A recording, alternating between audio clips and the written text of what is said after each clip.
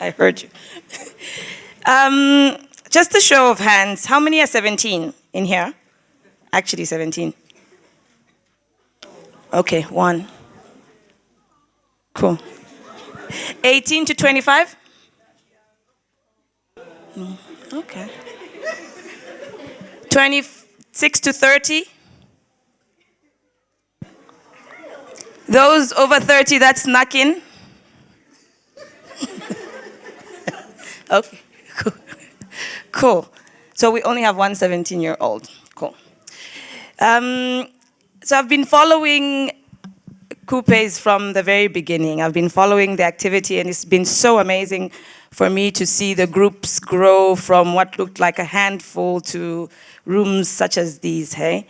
I've got to be honest with you that the age group 17 to 30 is not my favorite age group to actually speak to and to spend time with. This is just because I've experienced a lot of young women that just feel entitled in your age group. You have no idea how many inboxes I get with that bad English, that text English. I want a job, you know. I want a job, and not a job in a booth. I'm like, okay.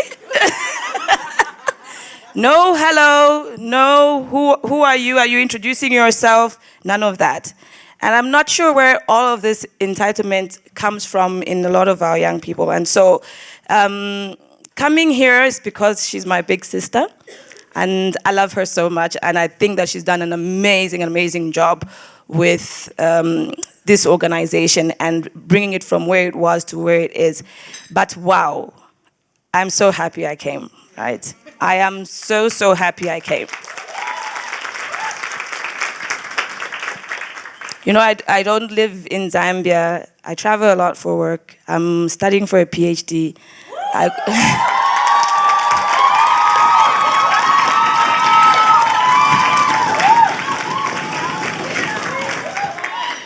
I budget time, like I literally budget time. And when I saw 8:30 to 13, I'm like, yo, that's a lot of time. But I'm so glad I invested it, really, because it feels like an investment. And before I even have the conversation with you, I'm feeling so fed, actually. I'm feeling hopeful, because being in a crowd with young women like you who are so empowered, but are also passionate about empowering others, just gives me hope, right? It gives me hope that this generation is not lost. It gives me hope that there is excitement still ahead of us for us to still see young, powerful women who know themselves, who are willing to give not just to themselves, give back to themselves, but into their communities and into their organizations. And so I'm happy to be here. I mean, the work you guys are doing, like Norena, please, like, I wish I had 7 hats to also take off to you. I didn't even know that Kupes does so much work. I mean, it's a lot, and it's all work that's really empowering. So first of all, give yourselves a round of applause for being here.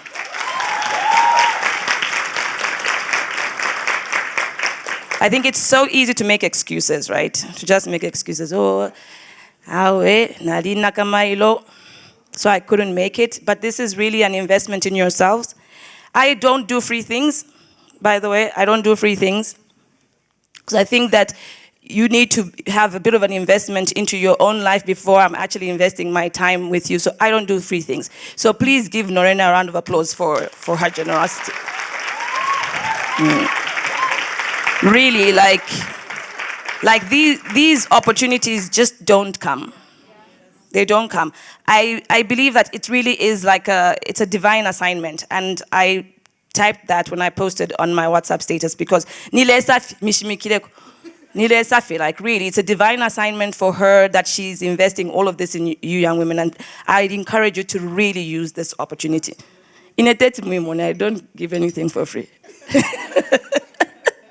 I don't. So, no, really. So, really, give her a round of applause. And a big Kupes one, the one that Camilla has been telling us. Cool. So, we're going to talk about financial fitness today. Who's excited? But everybody's excited about financial fitness on this table. Who's excited about financial fitness? Cool. So there's only one 17-year-old in the room. So, which means 18 and above, everybody else is an adult, right? So who's happy about where they are financially? And it's okay if you're happy. Mm-hmm.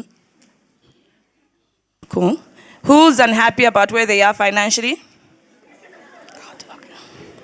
There's a lot of unhappy people in here. Okay, cool. So, this can be good news or it can be bad news for you. Whether you are happy about where you are financially or you are unhappy with where you are financially, you are responsible for where you are right now. Okay? You are responsible for where you are right now. 18 and above, it's not your parents, it's not the government, it's not your spouse, it's not my siblings, it's not my children. You are responsible. And that's an important place to start from. So if we can all stand up and say, I am responsible. Stand up. Let's say together, I am responsible. Louder, so we really feel the responsibility here. I am responsible. Great, you may sit down. There'll be a lot of exercising today, by the way. Anybody want to share how that made you feel? Yes? Yeah, it made me feel responsible about the status where I am at in my financial status, which I'm not really happy about. Anybody else want to share? Yeah? Oh, there's table mics. Hey. Okay, cool. Yeah, you got we heard your beautiful voice. It made me realize, Mm-hmm. I don't need to blame anyone. Cool. And that's what being responsible is about, because whether you're happy or not, it's up to you. But that's always good news, because you know what? It means you can do something about it, right?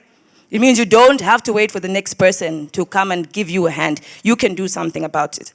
So pat yourself on the back and say, I am responsible. Because you then can do something about it. It's up to you. It's up to you to get going. It's up to you to get into the place where you want to be. Okay.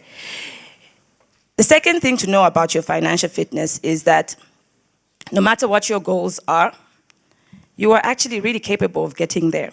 You are. And it's about how do I educate myself and how do I take the right action to get there.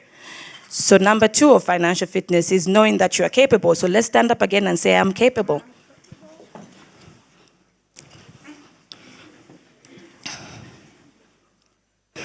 Together, I am capable. I would like it much louder and with more confidence than that. Let's go. I am capable. Great. So part of your homework is going home to write 20 to 50 things that make you unique. 20 to 50 things that make you unique.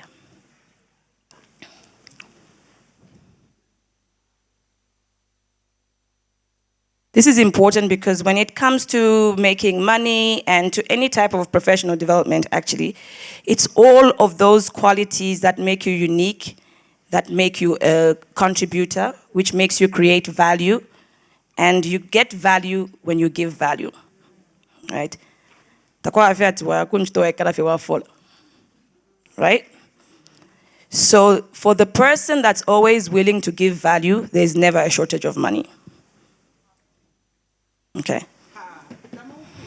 For a person that's always willing to give value, there's never a shortage of money. Never. What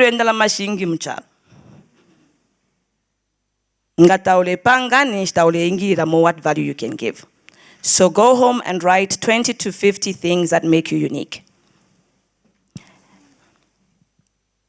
And sometimes with our upbringing, maybe you were teased so much about certain things and you think they're not unique.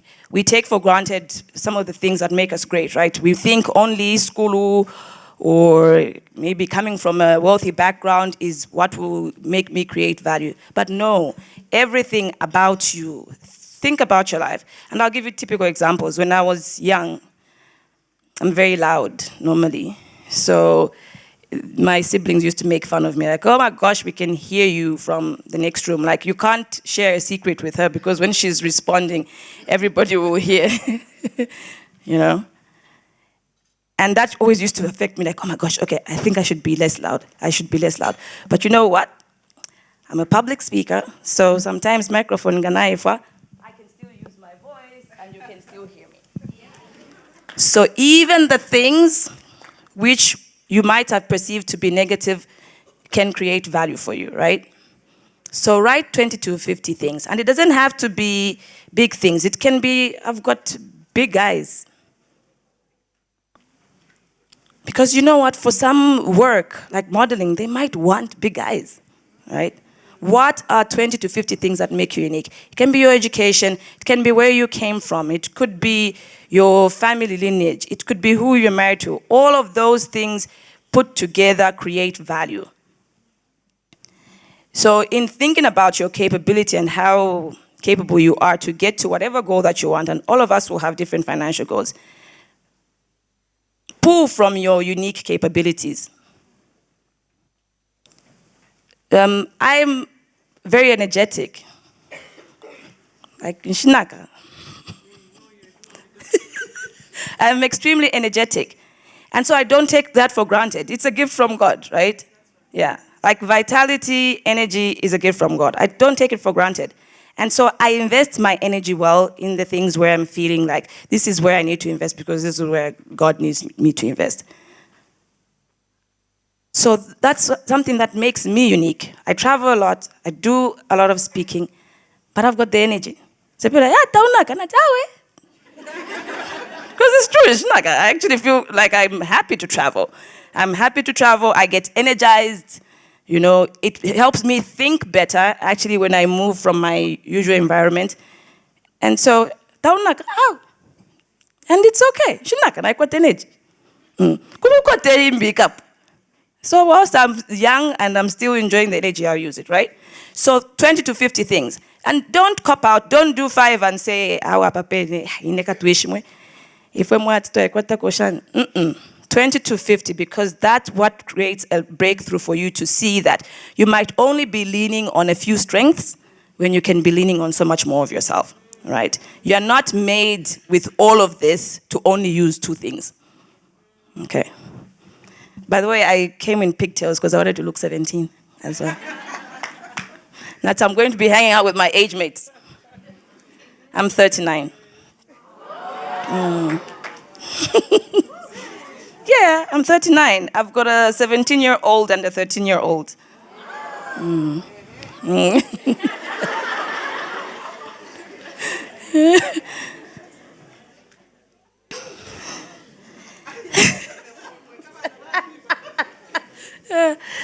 Thirdly, when it comes to financial fitness and really getting serious about your financial plan is to really understand that you're valuable. You deserve good things, no? Why shouldn't you? Why should it be for the neighbor only?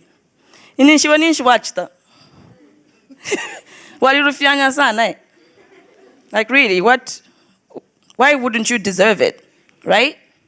But you have to believe it. I can't stand here and tell you. You have to believe it.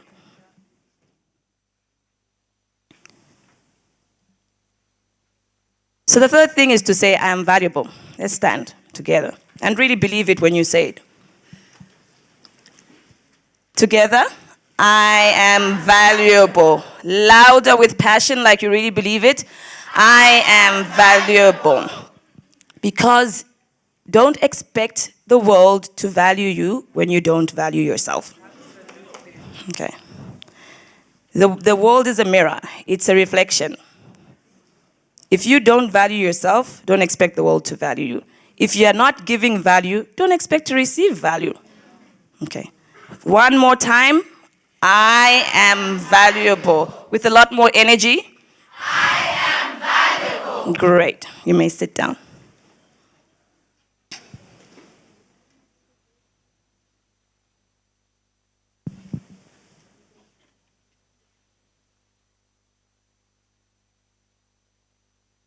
Cool. So I'm going to teach you a number of things today. I created this content 10 years ago. And it's been delivered in 21 countries at 25, maybe 27 universities now around the world. And I've lost count of the women, actually. It's, it's mostly tailored at women, so I've lost count. Although I get a lot of men who come to the events as well.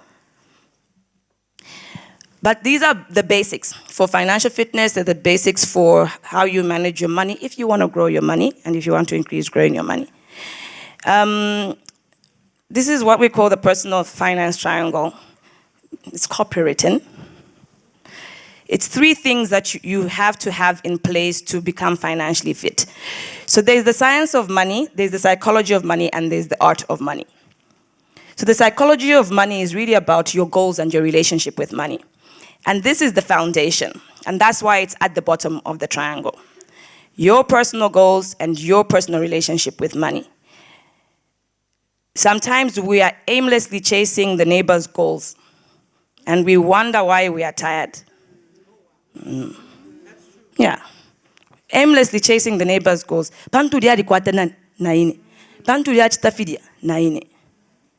If it's not your goal, you'll be exhausted. Run your own race. What do you want for yourself? Because if it's personal and it's really about you, you can focus. You can put your head down. Do you see athletes when they're running? Because the minute you're doing this, you're losing momentum. You're losing momentum. Swimmers, same thing. You're just going. The only time they might even look behind is when they hit to just check if anybody else has hit. So that is the foundation for financial fitness, is getting your psychology right around your money. Your own personal goals and your own relationship with money. The science of money is really knowing where is my money and what is it doing at all times. I'll teach you some cool financial language in the science of money. But it's about understanding where is my money and what is it doing. And the art of money is how do we put it all together? How do I put my personal goals, my relationship with money, together with knowing where my money is and what is it doing into my own game plan? So putting it all together. It's an art. It creates a beautiful picture. One that you should personally be inspired about because it's yours. I liked that exercise that you guys were doing, vision boards. That's great. Because your vision board is personal. It's about what do I want for myself and how do I move myself from where I am towards those goals. And having visuals is really good. So when there's a vision board exercise again, I would encourage all of you to do it. We do it every year with my family at the end of the year. Every year. Every year. Towards the 27th of December, my children are restless. Like, when are we doing our vision boards? And we do individual ones and we do a family one together, where we sit and say, as a unit, what do we want for ourselves? And my kids have had everything from, I want to grow muscles, to 15 centimeters in a year. I'm just like, calm it down. 15 centimeters of height in a year. But put your vision clear. Make it clear. Know what you're running towards. Otherwise, you won't know when you get there. Right? You won't know when you get there. And you just keep moving aimlessly, no vision. What is your unique vision? You need to have that for yourself. So that's where we'll talk about that, putting it all together for your own game plan. So when it comes to the psychology of money, number 1 is, what do you actually want? Allah, if you don't know what you want, there's no help. No, seriously. The most disheartening thing for me is, because I run a number of organizations, is interviewing women and I say, oh, salary expectation. Yeah, I haven't really thought about it. Well, can you think about it now? Salary expectation. Yeah, anything. You do not know how many times I've heard that, or whatever the organization is offering. You have no idea.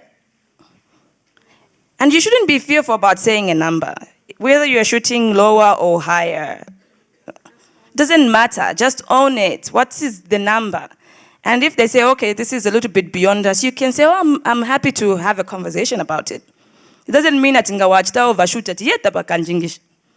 Also, you should know when you're overshooting. Like, really, feel it personally. And this is not even a. It's an actual science. If you put numbers like, okay, the least salary I want is 8. The highest I think I could get is 35. Start moving these numbers together. Pakati hapa, a number will feel right. It will feel right. You will know about the job and you will know about your capability. Pakati hapa, a number will feel right. Every job interview I've gone to, I've said the number and I was given that number. Every job interview. And if I was busy listening to people, some of my first jobs were like, but are you sure now, Shba? That's how I know what I will deliver. Not they'll give me any target, I'm going to hit it. Every number I've said, I've been given that number. But because I had a number, right? And other people who came in at similar positions were given less. Some were given more because they had their numbers. So what do you want? Start with the end in mind. What's your end goal? I will share some of my end goals with you. They're very personal, but because Ms. Norena is investing in these wonderful women.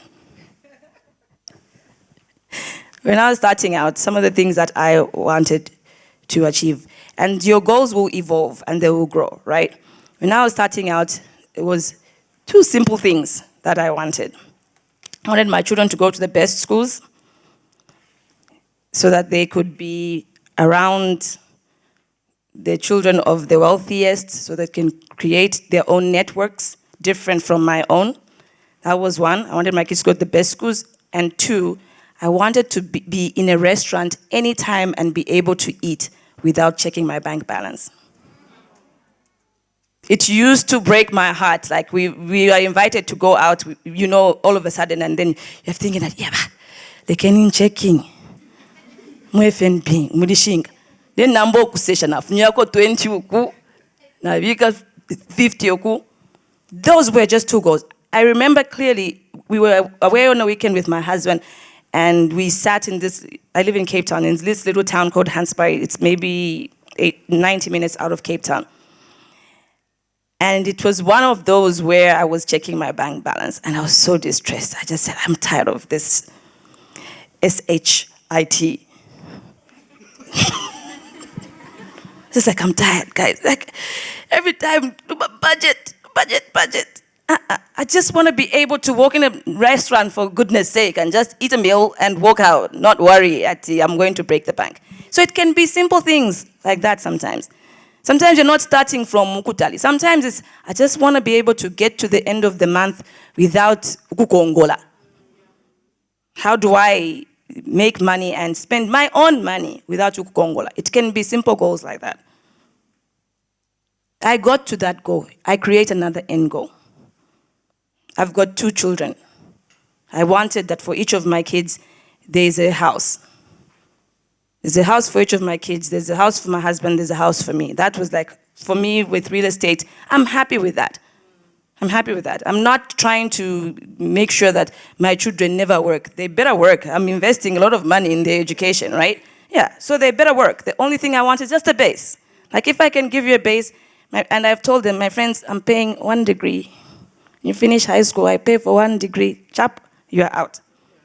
Because I'm teaching them the skills that they require to be able to be independent human beings. So I'm not going to be that parent who's like, anything they want, they should be able to get. Not on me. I'm the one who's going to get what I want. I'm the one who's working.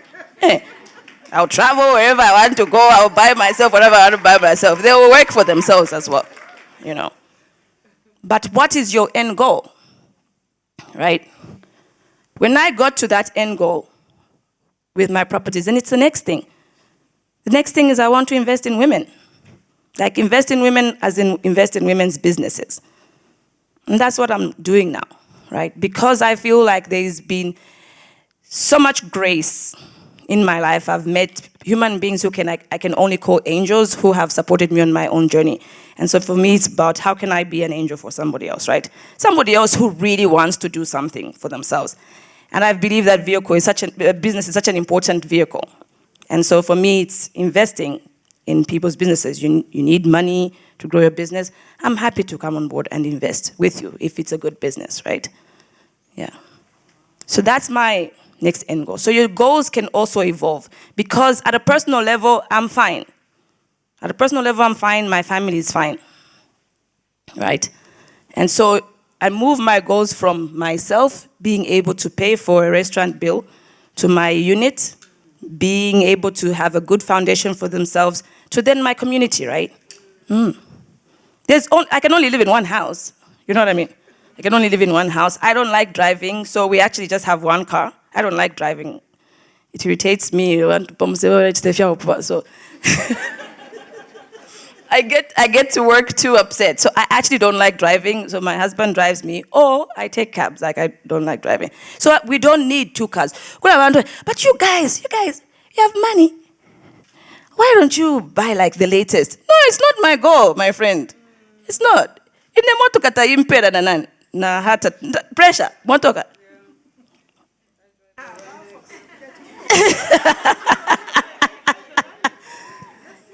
No, like the Impala pressure motoka. We've got one car.